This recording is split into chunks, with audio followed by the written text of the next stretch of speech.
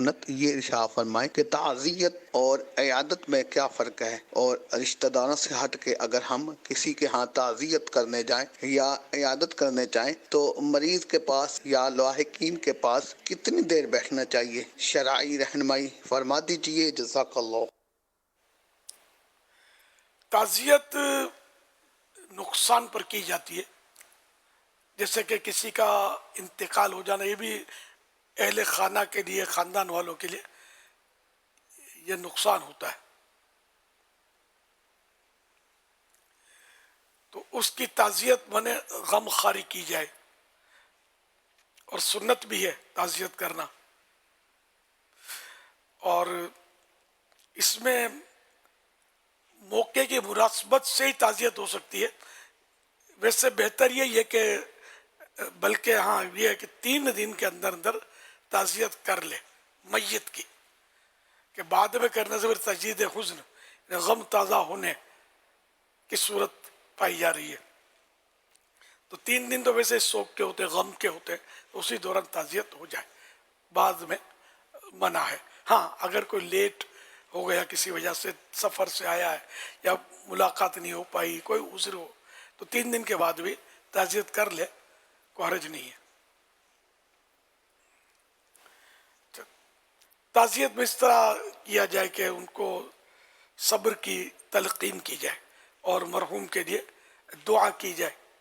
اچھا، اب کسی مصیبت میں تعزیت کر رہا ہے تو اس میں یہ کہ صبر کی تلقین کرے، اور مطلب کوئی روایتیں وغیرہ آتی ہیں 100% فضیلت کی، مصیبت کی فضائل میں، تو وہ بیان کی جا سکتی ہے۔ اس کو صبر کی تلقین کرے، کہ صبر کرے، کہ بے صبری سے مصیبت ٹلتی نہیں ہے، الٹا صبر کے ذریعے ہاتھ آنے والا ثواب ضائع ہو جاتا ہے، بلکہ بے صبری میں حد سے بڑھنا یہ بعض اوقات کفر تک بھی لے جاتا ہے، حد سے بڑھ جانا، اور بعض اوقات لوگ کفریات بھی بک جاتے ہیں معاذ اللہ۔ اس طرح انتقال ہو جاتا ہے کسی کا، تب بھی بعض لوگ کفریات بک دیتے ہیں کہ یا اللہ تجھے اس کی کیا ضرورت ہے، ایسی کیا ضرورت پڑ گئی جو اس کو اٹھا لیا۔ اللہ پاک ضرورت سے، حاجت سے بے پرواہ ہے، کسی کی اس کو ضرورت نہیں ہے، تو اللہ کو حاجت مند سمجھنا، ضرورت مند سمجھنا، یہ کفر ہے۔ اچھا، اسی طرح یا اللہ تجھے اس کی جوانی پر رحم نہیں آیا، یہ بھی کفر ہے، کہ اللہ کو یہاں بے رحم کہنا پایا جا رہا ہے معاذ اللہ۔ اللہ رحیم و کریم ہے، اور جو بھی کرتا ہے اللہ پاک 100% صحیح کرتا ہے، درست کرتا ہے۔ ہمیں سمجھ میں آئے یا نہ آئے، ہمیں زبان بھی بند رکھنی ہے اور دل کو بھی سنبھالے رکھنا ہے، کہ شیطان و نفس ہمیں کہیں جہنم میں دھکا نہ دے دیں۔ اب آپ بیمار کی عام طور پہ عیادت بیمار کی جاتی ہے، یعنی اس کو تیمار داری جیسے بولتے ہیں، بیمار کی دیکھ بھال، تیمار داری، اس کی دل جوئی وغیرہ۔ حدیث مبارکہ میں ہے عیادت اتنے وقت تک کی جائے کہ جتنا وقت اونٹنی کا دودھ دوہنے میں لگتا ہے، دودھ کی چوائی کرتے نا، اونٹنی کا دودھ نکالنے کے وقت تک کرے، بعض یعنی مختصر وقت کے لیے مریض کے پاس بیٹھنا مستحب ہے، کیونکہ مریض مرض میں مبتلا ہے، اب ممکن ہے کہ اس کو کوئی حاجت ہو اور ہمارے بیٹھنے کے سبب وہ رکا رہے۔ بعض اوقات حاجت ہوتی ہے، بعض اوقات مریض کو وہ کچھ اچھا نہیں لگتا کہ کوئی اس کو بیٹھا رہے یا کوئی وہ بات چیت کرے، اس سے بولا نہیں جاتا، جیسا مرض۔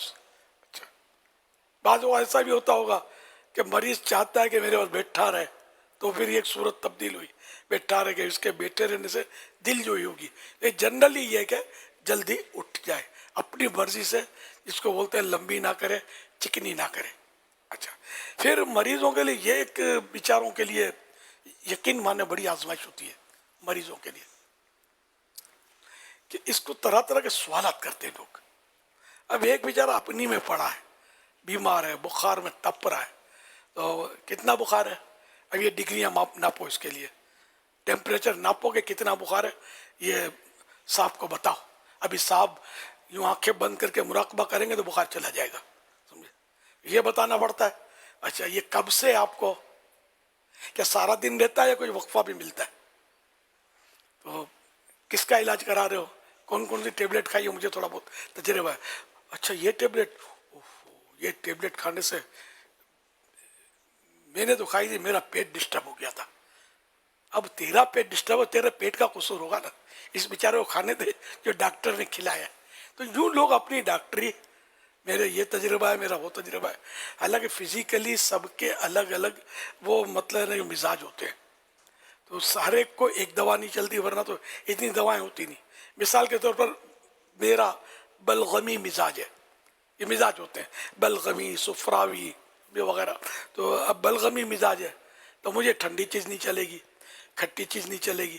کھٹی چیزیں، ٹھنڈی چیزیں کھاؤں گا تو نزلہ، زکام، کھانسی، بخار. یہ مثال دی میں نے آپ کو.